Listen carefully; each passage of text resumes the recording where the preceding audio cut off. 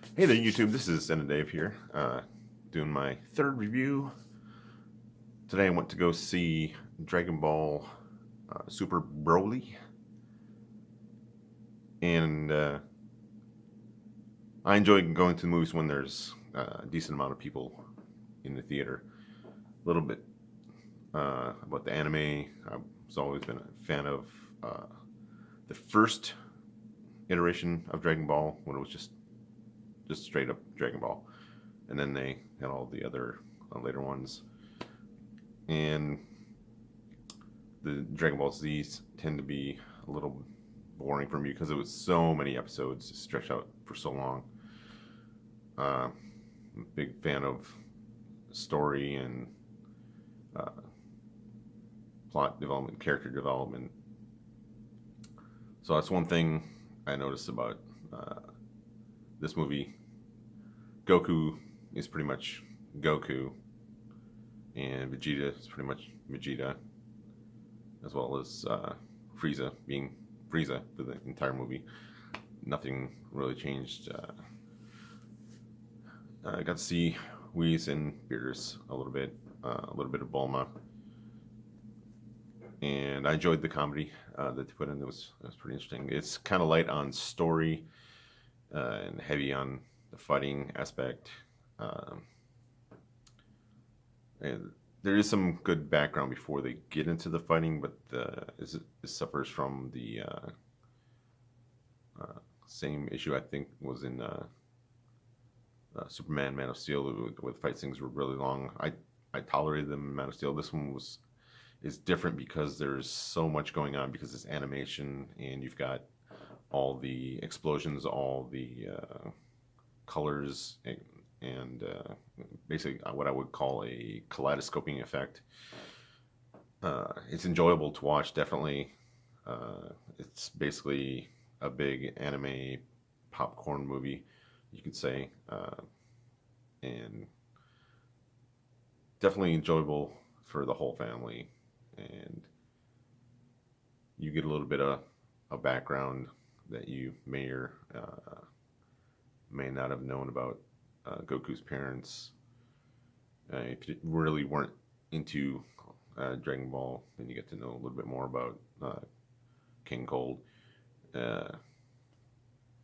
Frieza's kind of a little bratty jerk, so he had a little bit of development because they went backwards and showed you what it was like as a little kid, and then he just was Frieza as for the whole movie as himself.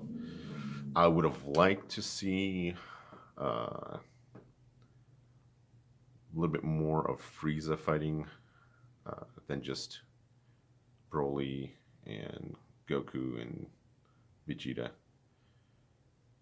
And I mean, they could have added some more fight scenes earlier on.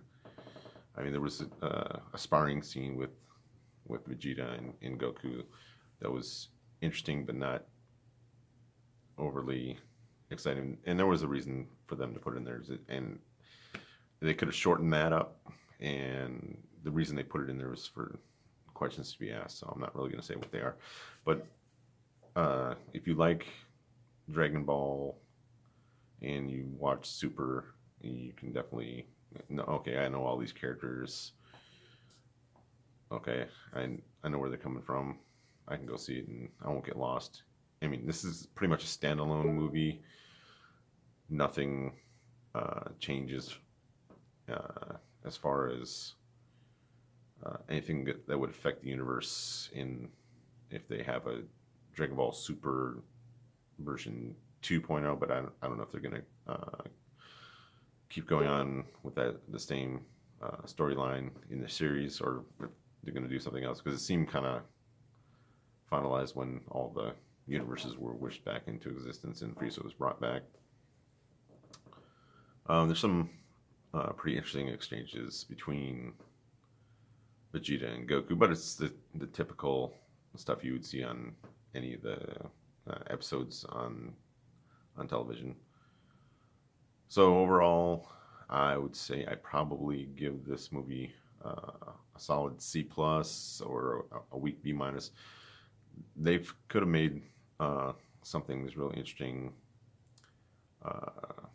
with adding more depth to the characters, but it's what it is. It's just I think a filler animation to tide people over until the next series, whatever it ends up being.